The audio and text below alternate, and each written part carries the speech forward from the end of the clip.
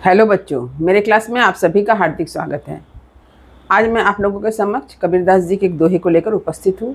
हमेशा की तरह मैं सबसे पहले इस दोहा को पढ़कर सुनाऊंगी, फिर कठिन शब्दों के अर्थ को बताने के बाद इसका प्रसंग बतलाऊंगी। प्रसंग के बाद पंक्ति की व्याख्या होगी और अंत में इसका विशेष लिखवा दूंगी। तो खूब ध्यान से आरंभ से लेकर अंत तक वीडियो जरूर देखें। इसके साथ ही साथ मैं यह भी कहना चाहूँगी कि कबीरदास जी के दोहे से संबंधित बहुत से वीडियो मेरे चैनल पर अपलोड हो चुके हैं और उन सभी वीडियो का लिंक आपको डिस्क्रिप्शन बॉक्स में मिल जाएगा। तो जिन बच्चों ने अभी तक इस वीडियो को नहीं देखा है तो डिस्क्रिप्शन बॉक्स में जाकर लिंक को क्लिक करके पूरे वीडियो को देख सकते हैं। तो चलिए आरंभ कर रही हूँ आज का यह दोहा। तू करता तू भया, मुझ में रही न हूँ, वारी तेरी नाव परी, जित देखो तित तू। ये कबीरदास जी के जो साखी पाठ है उसमें से आपका 8 नंबर दोहा है। तो अब देखिए शब्दार्थ। तू यानी ईश्वर। तो ये ईश्वर कैसे है? निर्गुण ब्रह्म है, यानी निर्गुण निराकार ब्रह्म को ही यहाँ ईश्वर कहा गया है। तू करता का अर्थ हो गया क्या? ईश्वर का नाम लेते हुए। तू भया यानी ईश्वर में लीन होना। तो यहाँ पर जो तू का अर्थ है वह है ईश्वर। तो जब तू करता यानी ईश्वर का नाम लेते हुए, और तू भया का मतलब हो गया ईश्वर में लीन हो जाना। मुझ में मतलब साधक के हृदय में, रहीना मन नहीं रहता है। क्या नहीं रहता? हूँ यानी अहंकार, वारी यानी न्योछावर होना, तेरी नाव पर यानी आपके नाम पर, जित देखो मैंने जिधर देखूं, तित तू यानी उधर ईश्वर हैं, यानी जिधर देखते हैं उधर क्या दिखाई देता है? ईश्वर दिखाई देते हैं। तो अब चलिए मैं इसका प्रसंग समझाती हूँ। इस दोहा का प्रसंग यह है कि इस दोहे में कबीरदास जी ने निर्गुण निराकार ब्रह्म के प्रति एक भक्त के हृदय में जो प्रेम है उसको दर्शाया है। ईश्वर के प्रति जो भक्त का समर्पण होता है उसे यहाँ पर कबीरदास जी ने बड़े ही सुंदर ढंग से प्रस्तुत किया है। तो एक भक्त क्या करता है? एक भक्त जब ईश्वर का नाम लेता है तो नाम लेते लेते उसमें इस तरह से डूब जाता है, इस तरह से तल्लीन हो जाता है कि उसका अपना अस्तित्व ही समाप्त हो जाता है। वह ईश्वर में डूबकर अपने आप को भूल बैठता है, अपने अस्तित्व को खो देता है। क्यों खो देता है? क्योंकि उसका अस्तित्व ईश्वर में ही लीन हो जाता है। वह ईश्वरमय हो जाता है, ईश्वर में लीन हो जाता है। तो ये है इस दोहा का प्रसंग। अब मैं पंक्ति की व्याख्या करती हूँ। देखिए, तू करता तू भया। तो एक साधक यानी जीवात्मा क्या करती है? रात दिन ईश्वर का नाम लेती है। तू करता यानी ईश्वर का नाम लेते लेते तू भया यानी ईश्वर में ही लीन हो जाता है, ईश्वरमय हो जाता है। और यह कब संभव होता है? जब एक सच्चा भक्त हो, उसके मन में ईश्वर के प्रति सच्चा प्रेम हो, तभी यह संभव होता है। यदि उसके हृदय में अहंकार हो तो यह संभव नहीं होगा। कबीरदास जी ने क्या कहा है? जब मैं था तब हरि नहीं, अब हरि है मैं नाही। यहाँ मैं का अर्थ क्या है? मैं का अर्थ है अहंकार।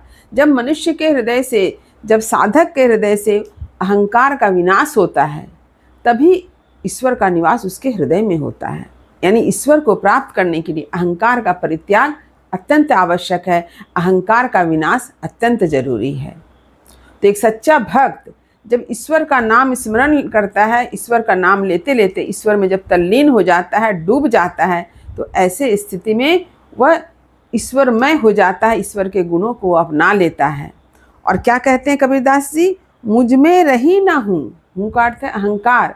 ऐसे स्थिति में उनके अंदर अहंकार रहता ही नहीं है, अहंकार समाप्त हो जाता है। जब जीवात्मा, जब साधक ईश्वर से सच्चा प्रेम करता है तो उस स्थिति में उसके हृदय से अहंकार की भावना समाप्त हो जाती है। वारी तेरी नाव परी, वारी तेरी यानी न्योछावर होना। जीवात्मा न्योछावर होती है, समर्पित होती है किस पर? तेरे नाव परी यानी ईश्वर के नाम पर। यानी ईश्वर का नाम जब जो होता वह बड़ा ही मुख्य होता है।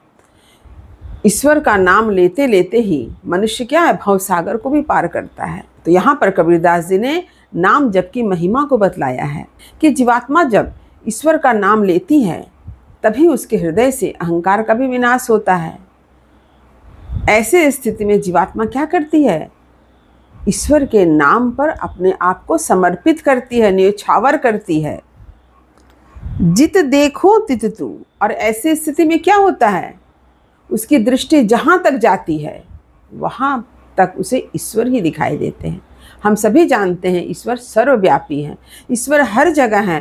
प्रकृति के कण कण में, सृष्टि के कण कण में ईश्वर का निवास है। हम सभी जानते हैं कि आत्मा परमात्मा का अंश है, और जहाँ आत्मा है वही परमात्मा है। यानी जहाँ हम आत्मा को देख रहे हैं वही ईश्वर का निवास है। यहाँ पर कबीरदास जी ने इसी सत्य को बतलाया है, जित देखो तित तू। यानी जिधर देखो वही आपको ईश्वर ही दिखाई देगा। किस स्थिति में? जब आपके हृदय से अहंकार समाप्त हो जाएगा, जब आप ईश्वर के प्रति सच्चा प्रेम रखेंगे, उस स्थिति में आपके हृदय में किसका निवास होगा? ईश्वर का निवास होगा, परमात्मा का निवास होगा। और ऐसे स्थिति में आप हर जगह ईश्वर को अनुभव कर सकेंगे, ईश्वर को देख पाएंगे। हमने कभी ईश्वर को देखा नहीं है, लेकिन ईश्वर का आभास मिलता है। जब सूर्य उदय होता है, हवा चलती है, वर्षा होती है, तो हम ईश्वर के अस्तित्व का अनुभव करते हैं। प्रकृति के कण कण में हम ईश्वर को महसूस करते हैं। फूलों का खिलना, फूलों की जो सुगंध है वह हमें एहसास दिलाती है ईश्वरीय सत्ता का। तो ईश्वरीय गुण कहिए या ईश्वरीय सत्ता कहिए, यह प्रकृति के कण कण में ही विराजमान है। बस इसे अनुभव करने की आवश्यकता है। और कब आप अनुभव कर सकेंगे? जब आपके हृदय से अहंकार का विनाश होगा और आप सच्चे हृदय से ईश्वर का नाम स्मरण करेंगे, तब ऐसी स्थिति में ही आप ईश्वर को अनुभव कर सकेंगे। तो इसी सत्य को यहाँ पर कबीरदास जी ने इस दोहे में बतलाया है। अब इसके विशेष की बारी। आप स्क्रीन पर देख सकते हैं कि एक एक पॉइंट जो है लिखा हुआ है। सारे पॉइंट काफ़ी इंपॉर्टेंट है, इसे आप ज़रूर अपने कॉपी में लिख लें, क्योंकि जब भी आप किसी दोहे की व्याख्या करेंगे तो प्रसंग के साथ साथ विशेष को भी लिखना अत्यंत जरूरी है, तभी आपको अच्छे से अच्छे अंक प्राप्त होंगे। तो उम्मीद करती हूँ कि इस दोहे का अर्थ आपने अच्छी तरह से समझ लिया होगा। फिर भी यदि कहीं कुछ समझने में दिक्कत हुई हो तो कमेंट अवश्य करें, वीडियो को लाइक करें और सभी पढ़ने वाले विद्यार्थियों में शेयर करना ना भूलें। और जो बच्चे मेरे चैनल पर नए हैं वे चैनल को सब्सक्राइब जरूर कर लें, ताकि हर नए वीडियो का नोटिफिकेशन आपको समय समय पर मिल सके। तब तक पढ़ते रहिए, जीवन में आगे बढ़ते रहिए। मेरी शुभकामनाएं आप सभी बच्चों के साथ है। धन्यवाद।